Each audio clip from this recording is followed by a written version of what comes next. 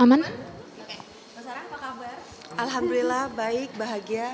Aduh, orang pada ngeliatnya kamu di sosmed, akhirnya sekarang di TV lagi. Happy-nya kangen gak sih Mbak akhirnya? Kangen, kangen sama ini ya kayak studio gitu ya. Karena kan dulu juga sempat beberapa kali bawa host lama dulu ya. Lihat kru-kru gitu suka kangen karena sebenarnya kangen itu ya behind the shootingnya itu.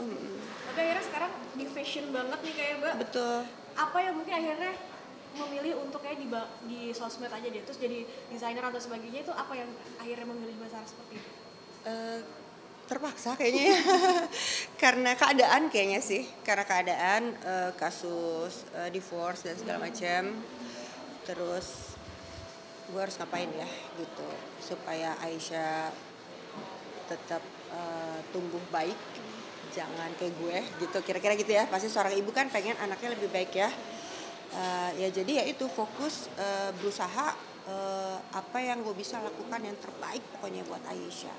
Akhirnya ya ke itu, ke gambar, terus belajar pola, belajar bahan gitu, semuanya otodidak dari tahun berapa ya, 2008.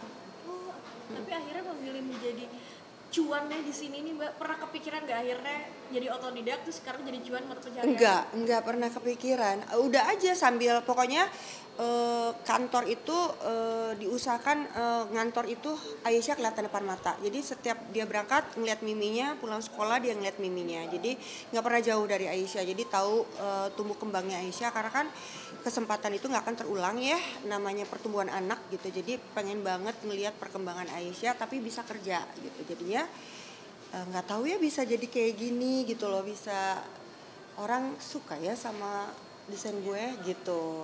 Tapi Mbak Sarah, akhirnya kan jadi desainer juga gitu kan. Struggle apa sih pada saat divorce dulu? Sekarang kayaknya lebih ke spiritualnya gitu kan, lebih ke mungkin sering kajian atau sebagainya gitu Mbak, untuk gimana? Waktu sempat ya aku pesantren 2 tahun apa 3 tahun ya, menghilang. Terus akhirnya di kita di manajemen kita juga tetap kita bikin kajian gitu ya. Habis ngapain lagi ya gitu kan, mau yang apalagi sih yang mau dicari, udah nggak kepengen apa-apa gitu, udah bisa ngebesarin Aisyah bisa tumbuh besar, bisa sekolah gitu ya, udah happy banget gitu. Terus yang semua yang aku mau dijawab sama Allah, dikasih gitu sama Allah, satu-satu dikasih. Alhamdulillah. Terus apalagi ya udah kalau kita pengen banyak diberi ya kita harus banyak memberi kepada Allah, memberi kepada sesama. Tapi mungkin untuk desainer udah sejauh apa Mbak akhirnya mungkin dibeli di luar negeri orang-orang atau kayak gimana? Sudah, alhamdulillah. Yang membuktikan bahwa Sarafi bukan siapa-siapa. Waktu itu kita tuh ikut Singapore Fashion Week dari Indonesia, beberapa desainer. Waktu itu kalau nggak salah sama Dian Pelangi juga. Udah kan, orang kan nggak tahu Inem siapa, orang Singapura siapa yang tahu Inem gitu kan. Akhirnya itulah perjuangan yang luar biasa bahwa orang itu membeli baju si Sarafi bukan karena Sarafi. Dan itu terbukti dia balik lagi. Jadi waktu hari pertama kita no selling. Aku udah di depan menawarkan segala macam. Kita pulang lagi ke hotel, gimana caranya supaya kita bisa ada yang keluar nih. Hari kedua no selling juga gitu. Hari ketiga udah mau tutup, kita udah yang anak-anak tuh udah yang ya udah deh udah nggak bisa kali baju muslim di sini gitu. Percaya aja sama Allah. Allah itu selalu ngasih waktu yang tepat. Begitu mau tutup, ibu-ibu datang, aku bilangnya Ibu Samsonite karena dia pakai tas itu. Dia nyobain, dia beli satu, terus dia cobain, dia suka banget. Masya Allah, itu besoknya di hari berikutnya dia panggil semua temen-temennya. Dia bilang baju kamu tuh cuttingnya enak banget, bahannya enak banget. And akhirnya alhamdulillah habis. Tapi mungkin pernah dibayar berapa atau mungkin orang kayak berani untuk bayar desainmu Kak, berapa mungkin yang paling besar? Dagangan kita sih mulai dari 100.000. dari 100.000 ya, kecuali kalau kayak gini ya, baju-baju fashion show yang pakai jacquard atau desain-desain khusus ya mungkin harganya agak beda. Yang dibuatnya juga Sarafi itu kan terkenal dia desainnya terbatas, limited edition dan full color. Tapi jadi salah satu hal yang bikin awet muda karena happy mulu atau gimana Mbak Aisyah? Harus bahagia. Senang sama bahagia itu beda. Kalau senang itu menurut aku sifatnya akan lebih sesaat, tapi kalau bahagia tuh whole. Nah, jadi kalau kita bahagia, ketemu karyawan tiap hari, ketemu anak-anak, ketemu siapapun, we're happy. Berbagi kebahagiaan. Sempat menyinggung juga untuk anak gitu ya. Gimana mungkin sekarang perkembangannya dan rasanya mungkin masih kayak gimana sih Mbak menjadi seorang ibu juga kan berat itu gimana? Siapa nih Yeca? Yes. Yesha. Ya. Yesha apa Jibril? Mungkin yang mau Mbak ceritain boleh? Kalau Aisyah yang di aku. Yes. Yang Jibril ya. Yang Jibril yang nggak di aku. Yeca, alhamdulillah dia tumbuh jadi anak yang apa ya, menyenangkan, dewasa, dan pengertian. Maksudnya dia tidak terlalu banyak menuntut sebagai anak perempuan gitu ya. Terus ya seru lah punya anak perempuan kayak Aisyah ya. Dan kalau keinginan dia saat ini juga enggak banyak-banyak, dia cuma pengen lihat Mimi harus bisa lihat aku sampai sukses gitu. Terus aku pengen ketemu sama abang Mimi gitu. Itu aja keinginan dia. Nggak banyak. Aisyah tuh nggak banyak menuntut. Nggak harus misalnya tas merek ini apa. Dia nggak kenal brand juga. Nggak branded gitu orangnya nggak. Itu Aisyah. Tapi kalau dengan anak yang sulung gimana Mbak? Jibril tuh udah hampir 19 tahun ya. Atau Aisyah tuh 17. Ya, hampir 19 tahun gak ketemu Jibril. Dari dia usia 18 bulan masih nyusuin, Aisyah masih 6 bulan. Tapi ada sempat komunikasi kah atau bagaimana sama sekali? Nggak ada. Kalau nggak salah kemarin maaf banget Mbak sempat ada cerita kalau ngirim hadiah ulang tahun ya itu boleh diceritain nggak sih Mbak itu gimana? Soalnya sedih banget sih dari cerita itu. Iya, setiap ulang tahun Jibril aku selalu ngirim, setiap tahun, tapi nggak tahu nyampe apa enggak. Dulu bahkan usaha nganter ke rumahnya sendiri itu cuman lewat pagar gitu, masihnya nggak ketemu Jibril.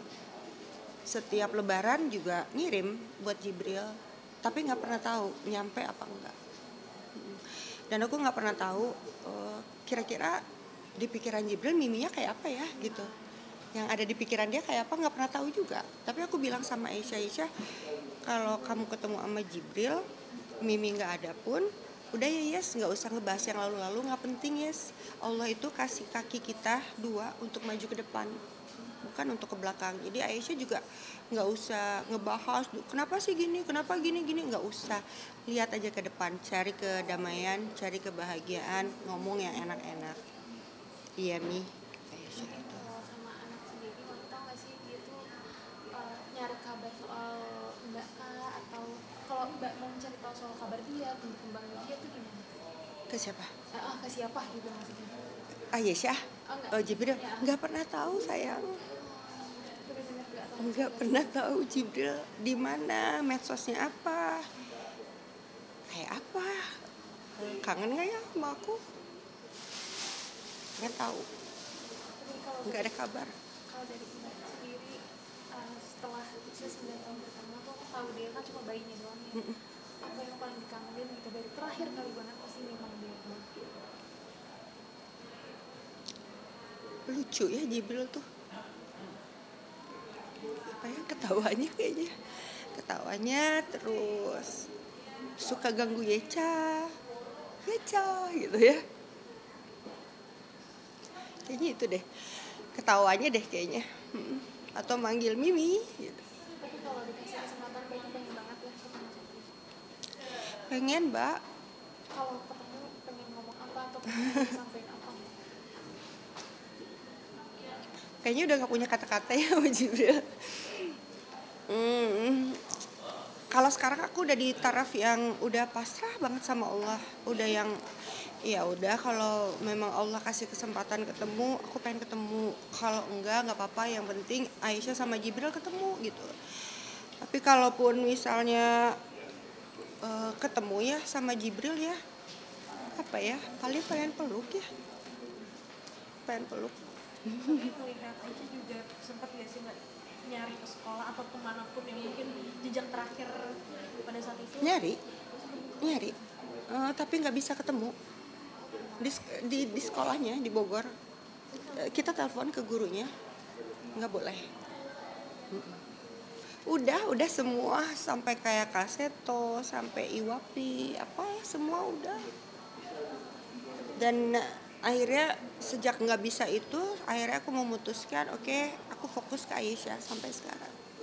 Tapi memang ada surat atau maksudnya yang menyatakan bahwa mbak sama sekali nggak boleh ketemu sama Jibril? Nggak ada, Oh, nggak ada sama sekali. Boleh, mereka juga boleh kok ketemu sama Aisyah. Dan kemarin juga waktu ulang tahun Aisyah tuh 2 kali minta, Mimi please call Abi, I wanna talk to Jibril. Nah waktu yang pertama nggak sukses. Terus yang kemarin dia karena ya Aisyah udah gede ya, udah 17 tahun. Ya udah, aku telepon Aisyah, aksesnya pun bukan langsung ke nomor bapaknya ya, tapi dari sampingnya gitu. Ini Aisyah pengen ngobrol. Aisyah bicara sama ayahnya, bahkan sampai video call gitu. Cuman akses aku ke Jibril yang nggak dapet. tapi mbak gimana memberikan pengertian ke Aisyah jangan membenci ayah? Terus gimana? Karena anak perempuan itu Iya betul. punya lebih sensitif ya mbak ya. Gimana sih memberikan pengertian bahwa jangan pernah membenci orang tua tuh gimana? Dikasih tahu nggak boleh dosa besar. Sejahat-jahatnya ayah kamu, sejahat-jahatnya ibu kamu, berkelakuan jelek ibu kamu, berkelakuan ayah kamu, itu tetap ayah dan ibu kamu yang harus dihormati dan dihargai.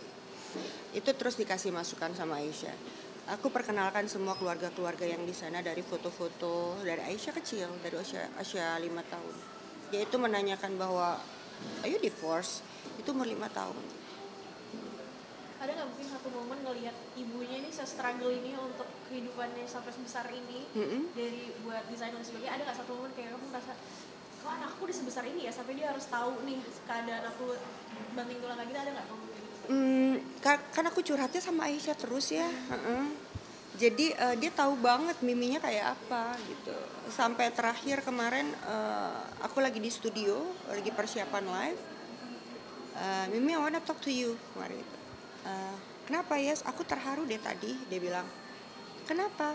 Sebenarnya Mimi udah sering nasihatin kayak gitu sama aku. Tapi tadi waktu guru aku cerita, aku terharu. Aku langsung ingat Mimi. Terus dia langsung nangis. Mimi, te amo, Mimi, maafin ya saya. Terus dia langsung peluk. Aku juga ikut nangis. Mimi jangan nangis, Mimi jangan nangis, Mimi jangan nangis ya. Aisyah tuh luar biasa, benar.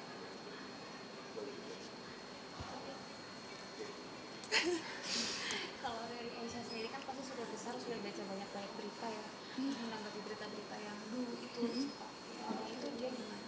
Apakah penasaran, tanya-tanya, atau akhirnya dia menanggapi dengan kayak oh ya udahlah yang sudah berlalu?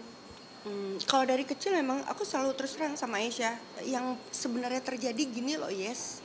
Aku cerita proses aku ditangkap polisi, proses aku mau dipenjarain, proses aku 17 jam di kantor polisi gitu ya. Aisyah di rumah gitu ya, lagi nyusuin Aisyah susu sampai bengkak gitu ya. Aku ceritain semua. Tapi kamu nggak boleh benci. Itu proses kehidupan, itu perjalanan kehidupan. Dia ngerti. Jadi oh ya, makanya dia selalu bilang Mimi is my hero. Mimi is my parents. Mimi is my dad. Mimi is my mom. Tapi mungkin terakhir mbak, mungkin mbak Sari sendiri pengennya nih sekarang hidup ya udah ngalir aja gitu, atau sekarang ya udah deh aku tetap loyo akan cari Jibril dan sebagainya? Oh enggak. Udah enggak. Apalagi sejak umroh kemarin kan, aku bilang sama Aisyah, yuk kita berdoa. ini ikhtiar kita. Nanti gimana Allah aja, kalau Allah mau kasih alhamdulillah, enggak apa-apa ya, yes ya. Kita berdoa. Jadi sekarang tuh ya masih tetap fokus ke ke desain, jualan. Setiap hari ngedesain kan kita selalu ada live event dan segala macam. Jadi lebih fokusnya ke Aisyah sama jualan aja udah. Udah cukup bahagia dan udah dikabulin sama Allah banyak banget doa-doanya ya kan. Jadi sekarang tinggal bersyukur. Aku tuh cuman pengennya di hari tua aku tuh ya selain punya rumah yatim, ya pengennya udah tinggal sedekah gitu. Belum tanya lagi, pernah sampai mikirin, ini kan masalah nggak terlalu pusing, pernah di studio mungkin sampai ngedesain berapa jam mungkin, saking pengen healingnya aja tuh, Mbak? Aku seminggu ngedesain 40. Seminggu 40 desain. Dan sebanyak itu ya, Mbak? Banyak banget. Tapi emang itu bentuk healing ya? Enggak juga sih. Aku tuh punya karyawan yang udah aku anggap kayak keluarga gitu. Jadi setiap hari tuh rame-rame aja terus sama mereka, dan mereka tuh lucu-lucu gitu kan ya. Jadi aku tuh udah happy banget gitu dengan karyawan-karyawan aku, apalagi yang deket-deket, yang manajemen yang paling deket ya. Mereka udah hafal aku hafal sama mereka gitu. Jadi mereka tuh selalu nemenin aku kemana-mana. Mereka juga ngurusin Aisyah gitu. Jadi pada baik-baik banget ya, Masya Allah. Jadi aku bersyukur banget, beruntung banget punya mereka. Dan memang cita-cita aku tuh kan, aku tuh pengen punya suatu kayak perusahaan yang dalamnya itu adalah orang-orang yang kurang mampu atau janda-janda gitu ya, yang aku bisa berbagi rezeki sama mereka hidupnya jadi berkah, dan itu dikabulin sama Allah gitu. Makasih ya, Mbak. Ya. Makasih.